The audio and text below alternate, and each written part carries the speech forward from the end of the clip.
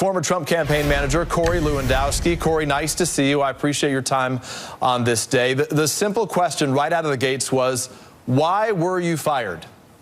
Well, Peter, let's just look at the campaign and where we are and what we've overcome already. You know, Donald Trump entered this race a political novice, never having run for office in any way, shape, or form before. And in 12 short months, he went from entering a race to becoming the Republican nominee. And during that process, he vanquished 17 opponents. He won 37 states. So, Corey, and he won almost 14 million votes. All the more reason you should still be the campaign manager. If you've had such a successful run to this point, what was the reason that you were given today? And who was it that communicated the news to you that you had been fired? Well, I don't want to get into the details, but what's important to know here is that this election moving forward, it's a binary choice. It's a choice between Hillary Clinton and Donald Trump for the presidency of this country. And we have a person who has a proven track record of creating jobs in the private sector and can bring that knowledge to the public sector. And we have a person who's lived off of the government and has personally enriched their own lives out of their work from government service. And Corey, understanding all those things, these are conversations we and you and other reporters have had before. None of that has changed in your opinion. So what did change today is that you got fired. So in simple terms, did Donald Trump have the courtesy to tell you that you had been fired, or did somebody else tell you that? Look, I had a great conversation with Mr. Trump, and I can tell you this.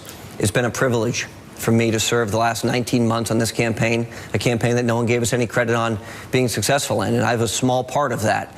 And I can tell you I have no regrets. It's been an honor, and I respect Mr. Trump. I respect him more so than any other person who's ever entered this race. And I can tell you that I will do everything possible through me and my friends and my family to ensure that Donald Trump is the next president of the United States.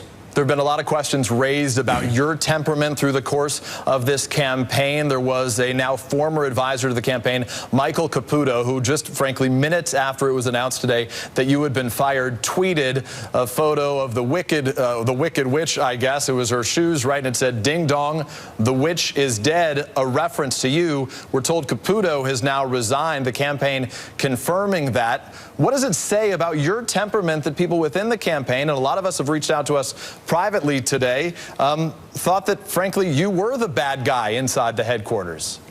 You know, I don't know Michael Caputo, and he never was paid by the campaign. He was a volunteer, and so he's welcome to tweet anything he wants to. But wasn't his office on your floor, Corey? No, it wasn't on our floor, as a matter of fact. And he came in to volunteer for some time, then he went up to Cleveland to volunteer. But you're telling me something I've heard for the first time, which he's no longer associated.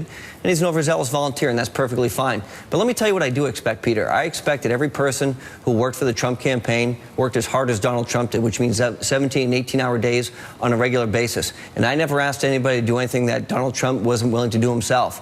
He's the hardest working individual I've ever had the privilege of working for. And sometimes, you know what, people want to go home early or do different things. I asked that they did the same thing that their boss was doing, which was working hard and giving all of his effort. He's put tens of millions of dollars into this campaign. He's given up his life for the last year and a half to do something for the betterment of the country. And I think we've asked and expected the same thing from our staff. And Corey, you've repeatedly bragged throughout the course of this campaign about the loyalty that Donald Trump had to you and to everybody on his staff. Obviously, that loyalty appears to have changed in the course of the last 10 or so hours. What happened to that loyalty? Trump said he doesn't discard members of his team. No, it's not a question of loyalty. That's not the question. Donald Trump is a loyal person. What is it a question of? And I'm loyal to him. And you know, the decision to build the campaign bigger and broader is a good decision, because you want to take on the Clinton juggernaut. What we have been able to achieve is getting rid of you was a good decision, though, Corey? No, I didn't say that. What I said is my philosophy has been smaller and leaner and more efficient, and ensuring that our resources are spent as best as possible. And there are people who think that building a bigger, broader coalition, a bigger, broader campaign to compete with the full-time staff of 732 paid people on the Clinton campaign is the right direction. And that's perfectly fine. I'm very comfortable with the campaign that we have run through the primary. And look, retrospectively, it's been an amazing run. It's been humbling. It's been an honor to be here. And I would not change one thing of having the privilege of being here. So moving forward, you have to run a general election campaign. And what we have seen is that my philosophy has been very clear that let's look at the state-by-state basis and let's expand those blue states. Let's make sure that Donald Trump is playing in those places. Some people want to have a bigger campaign. That's okay. Well, clearly they don't think that your philosophy was working, or you'd still be there. So I want to ask, is there anything in particular you've been blamed for in the course of this campaign, or are being blamed for right now, that you think is unfair? Look, as the campaign manager, I'm willing and able to take all the criticism that come with that position. I'm willing to share in the successes and also share in the failures. You know, being the head of the organization, if there are failures of this campaign, then they lie in my hands. And that's what happens when you're a leader. And there are consequences for failures, whether you're the front desk person or you're the person who's the campaign manager. So you were the campaign manager. What were those failures? From your perspective, you have a better insight to the way this thing worked than anybody. What were those failures to this point? Look, I think looking back and seeing that we didn't achieve what we wanted to in Iowa, right? We wanted to win Iowa, and we came in second place, and although we met our goals of the number of votes we wanted to get, we weren't successful. And being successful in this is winning. And while we have been privileged to win the nomination with less money spent than anybody else and get more Republican votes than anybody in the history of the Republican Party and have won 37 states here, right? I am fully aware of consequences.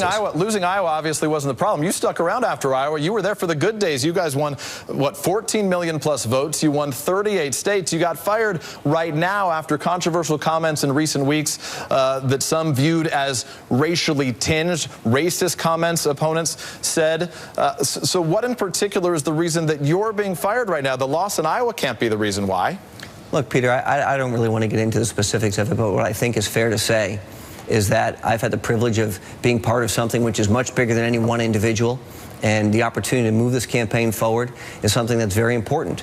We cannot allow 4 more years of a Hillary Clinton, which is an extension of the Obama administration. So I will do everything I can to ensure that Donald Trump is elected the next president of the United States, whether that's inside this campaign or it's outside the campaign or it's talking to my friends and neighbors or calling associates. I will do whatever I can to make sure he's elected. I will continue to chair the New Hampshire delegation to the Republican convention next month. So we will make sure that Donald Trump is nominated as the next Republican president of the United States. Suffice to say, you're all in as you're communicating here, no matter what happens going forward. Did you sign a non-disclosure agreement with the campaign? Were you compensated for your departure? Yeah, that's internal politics that nobody really cares about. What they do care about is job creation. Because people care about transparency, and Donald Trump has said that if he gets to the White House, that people behind the scenes, he would prefer sign non-disclosure agreements. A lot of Americans have real frustrations that there isn't transparency about the way Washington works. So is it?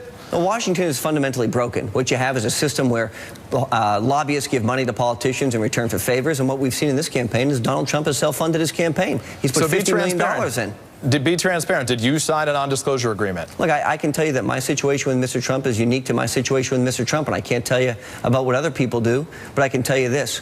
I will do everything I can to make sure Donald Trump is elected the next president of the United States, because our country is in too much trouble if he isn't. And we need to find jobs, and we need to renegotiate our trade deals, and we need to stop illegal immigrants from coming across our border and killing U.S. citizens. And the only person that's going to do that is Donald Trump. Little word association quickly with members of the family. Ivanka Trump. A fantastic member of the family, so vibrant, such a great person, and such a calming experience for Mr. Trump, and someone he's really proud to have around as often as possible. There's some reporting that her husband, Jared Kushner, and you had some run-ins, or that you had behind the scenes been pushing against him in some form. Is that true? No, it's not true at all. Look, this campaign has been so small and so tight-knit that the more people involved, the better. You know, Jared has an expertise in some areas that have really helped this campaign, and particularly when you look at our online presence. Jared was the person who helped push that forward to make sure that we were having consistent Facebook posts and making sure that our online presence grew to the place it was, and he was the one who really pushed for that, and I'm thankful for that interaction that he's had with the campaign. I'll end where we started. To be very clear, just for the sake of transparency, as history will remember what was a late departure from a campaign manager in a campaign. Did Donald Trump have the courtesy today to communicate to you that you had been fired? How did you find out that news today? I did have the chance to speak with Mr. Trump today. Our conversation remained private, but I can tell you I reassured him that I will do everything I can to make sure he's elected president and serve in any capacity if he wants me to, or I will be the best volunteer I can be for my home state of New Hampshire.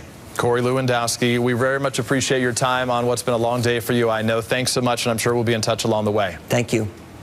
I'm joined by NBC's Katie Tur, who's in New York City.